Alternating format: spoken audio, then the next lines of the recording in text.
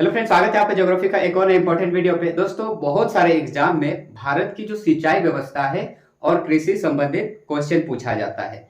तो इस वीडियो में हम लोग समझेंगे कि कौन कौन से जगह से जो है अक्सर क्वेश्चन पूछा जाता है। तो भारत की जो सिंचाई व्यवस्था है और कृषि में आज हम लोग पढ़ेंगे। तो सबसे पहले सिंचाई की हम बात करते हैं। देखिए, सिंचाई क्या है?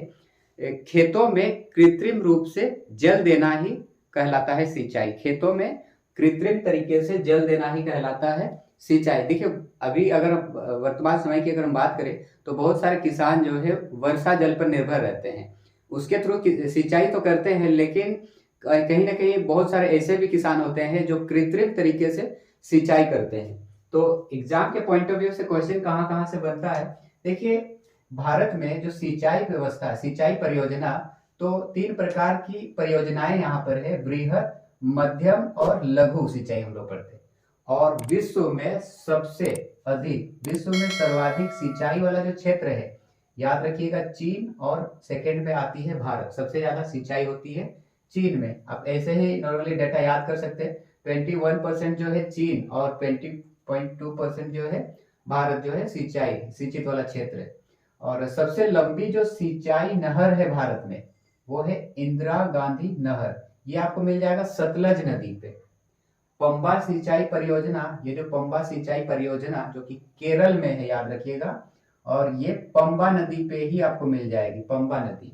ठीक उसी तरीके से गिरना सिंचाई परियोजना नासिक महाराष्ट्र में मिल जाएगा, और ये भी गिरना नदी पे ही मिल जाएगी। सिंचाई परियोजनाएं हैं ये। और सर्वाधिक जो नलकूप है वो है उत्तर प्रदेश में, सबसे ज्यादा नल। देखिए, सिंचाई हम लोग पढ़ रहे हैं। सिंचाई का जो स्रोत है, अगर भारत की अगर हम बात करें, भारत में जो सिंचाई होती है वो किसके थ्रू होती है? तो याद रखिएगा, नहरों के थ्रू हो सकती है। नहरों से करते हैं। कुआं, फिर कुआं, कुआं हो गया।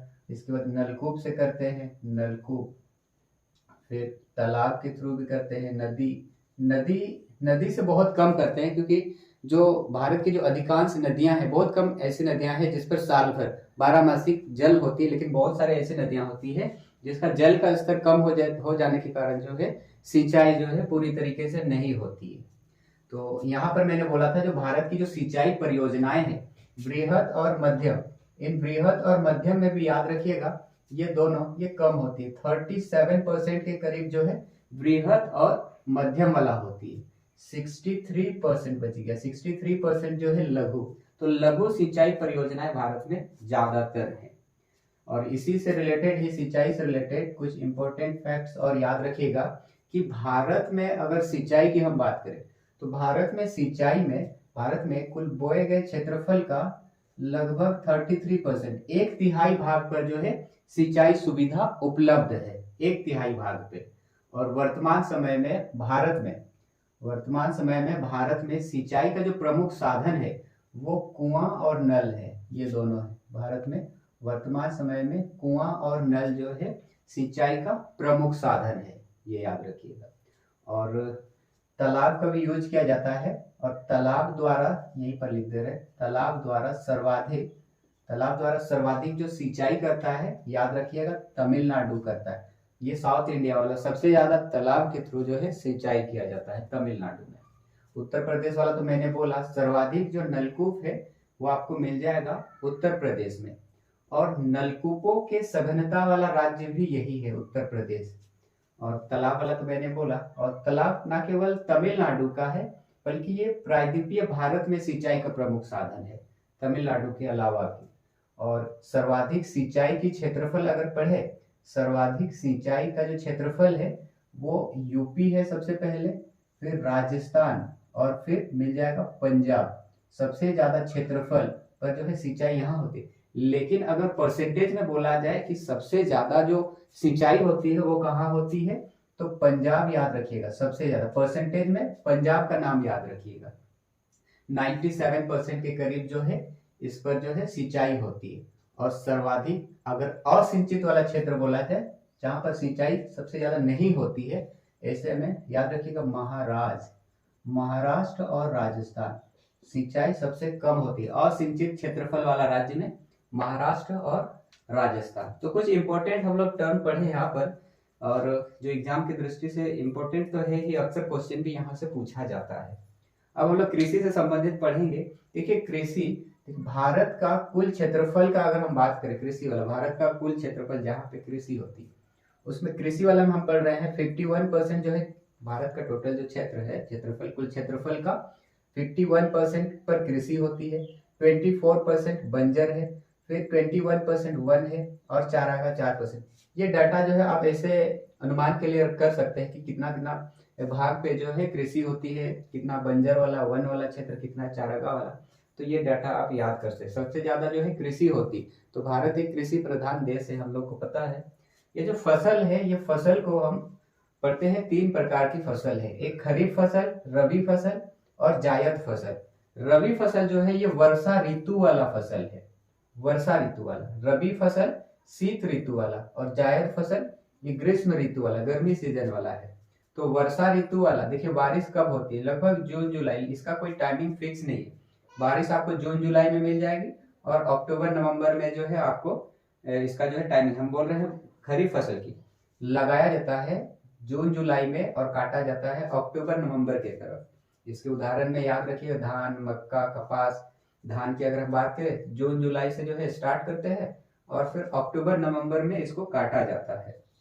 तो खरीफ फसल एक वर्षा ऋतु वाला फसल है। रबी फसल, जैसे ही खरीफ फसल को काट दिया जाता है उसके बाद स्टार्ट किया जाता है रबी फसल को। तो अक्टूबर नवंबर में इसको काटा गया, तो इसी के आसपास जो है इसको लगाया जाता है, जैसे गेहूं, आलू, चना, जैसे ही धान वगैरह जो खेतों में लगाया जाता है उसको काट लिया जाता है, उसके उपरांत ही इन फसलों को लगाया जाता है। तो अक्टूबर नवंबर में लगाया जाता है और मार्च अप्रैल में काटा जाता है रबी फसल को, शीत ऋतु वाला फसल है। जायद फसल ग्रीष्म ऋतु वाला फसल है, ये मार्च में लगाया जाता है और जून तरफ जो है काटा जाता है। तो मार्च से जून वाला जो है हम लोग पढ़ते हैं जायद फसल। इसमें कुछ सब्जियां आएगी, खरबूज वगैरह जो है इस फसल में आते हैं। तो ये हम लोग पढ़े। अब हम कुछ पढ़ेंगे कृषि से संबंधित जो विधियां हैं, डिफरेंट विधियां हैं, वो हम लोग पढ़ेंगे। उसके पहले यहाँ मैंने लिखा है हरित क्रांति वाला, एक इंपॉर्टेंट अक्सर यहाँ से भी पूछा जाता है कि हरित क्रांति का जनक कौन है। तो हरित क्रांति का जनक हुए MS स्वामीनाथन, नाम याद रखिएगा। हरित क्रांति कब हुई थी, 1967 से 68, ये वाला। तो हरित क्रांति का जनक इंपॉर्टेंट हो जाती है, उसके MS स्वामीनाथन हो जाते। तो हम कुछ विधियां पढ़ेंगे। तो जैसे यहाँ पर सेरीकल्चर, जो सेरीकल्चर है ये रेशम कीट पालन है, अक्सर यहाँ से भी पूछा जाता है। तो इसको थोड़ा सा कनेक्ट करके जो है याद कर लीजिए। सेरी याद रखिएगा, रेशम, सेरीकल्चर रेशम कीट पालन को बोला जाता है, ये सब पालन है हम बोलेंगे, रेशम कीट पालन।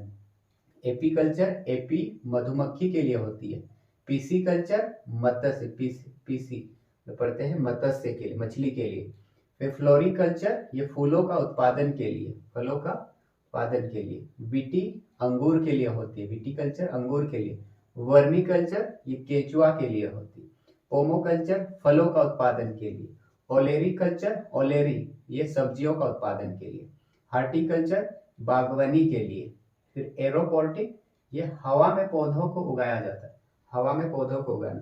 और हाइड्रो नाम याद रखिएगा, जल के लिए होता है। तो हाइड्रोपोनिक्स ये जल में पौधों को उत्पादन के लिए। तो ये इंपॉर्टेंट हो जाती है। आगे हम लोग पढ़ेंगे कुछ क्रांतियां, जैसे हरित क्रांति, ये खाद्यान्न के उत्पादन से संबंधित है। हरित क्रांति जो कि मैंने बोला था, इसके जो जनक हुए थे MS स्वामीनाथन है, 1967 से 68 याद रखिएगा। फिर श्वेत क्रांति, श्वेत याद रखिएगा, व्हाइट होता क्या है, दूध के लिए, दुग्ध उत्पादन के लिए। नीली क्रांति ये मत्स्य का उत्पादन के लिए। भूरी क्रांति ये उर्वरक के लिए। रजत ये अंडा के लिए, रजत अंडा।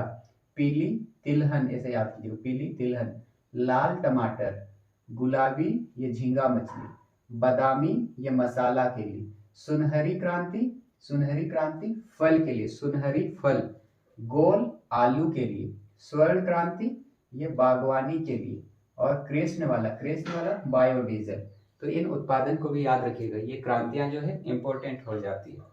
फिर आगे हम लोग पढ़ेंगे भारत की जो विभिन्न फसलें हैं, इसमें कौन सा राज्य जो है सबसे आगे उत्पादन के मामले में है। तो हमको ज्यादा इंपॉर्टेंट है फर्स्ट वाला, तो सबसे ज्यादा कौन उत्पादन करता है। तो हम फर्स्ट वाला का ही बात करेंगे। चावल में सबसे ज्यादा उत्पादन करता है वेस्ट बंगाल, सबसे ज्यादा वेस्ट बंगाल। वेस्ट बंगाल आप जाइएगा तो आपको मैदानी क्षेत्र मिलने के कारण जो है यहाँ पर 12 महीना जो है आपको लगभग खेती करते हुए आपको देखने को मिलेगा। चावल उत्पादन में वेस्ट बंगाल। गेहूं के लिए उत्तर प्रदेश याद रखिएगा, इसके बाद वाला इतना इंपॉर्टेंट है नहीं। गेहूं के लिए उत्तर प्रदेश याद रखिए। कपास के लिए, कपास सबसे ज्यादा महाराष्ट्र में उत्पादन किया जाता है। आलू किया जाता है उत्तर प्रदेश में। प्याज महाराष्ट्र में किया जाता है।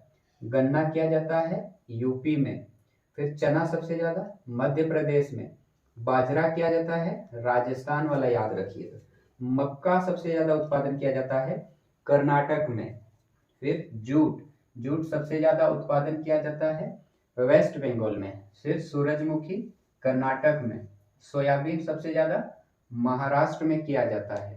सरसों, सरसों वाला में राजस्थान का नाम याद रखिएगा। अलग प्रकार की मिट्टियां होती है, मिट्टी के अकॉर्डिंग ही जो है ये फसलें बेहतर उपज जो है करती है। मूंगफली याद रखिएगा गुजरात की सबसे ज्यादा। अरहर में महाराष्ट्र।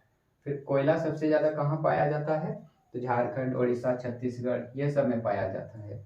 मैग्नीज, मैग्नीज के लिए सबसे ज्यादा याद रखिएगा उड़ीसा, सबसे ज्यादा जो मैग्नीज पाया जाता है उड़ीसा में। तो इस प्रकार से हम लोग समझे आज के इस वीडियो में भारत में जो सिंचाई व्यवस्था है और कृषि से संबंधित कुछ ऐसे फैक्ट जो एग्जाम में पूछा जाता है। तो आई होप आपको ये जो डिटेल्स है वो आपको काफ़ी ज़्यादा हेल्पफुल रहा होगा। इसी तरह का मज़ेदार वीडियो के लिए इस चैनल से जुड़े रहेंगे और मिलते हैं इसी तरह का किसी नेक्स्ट मज़ेदार वीडियो में। Thank you.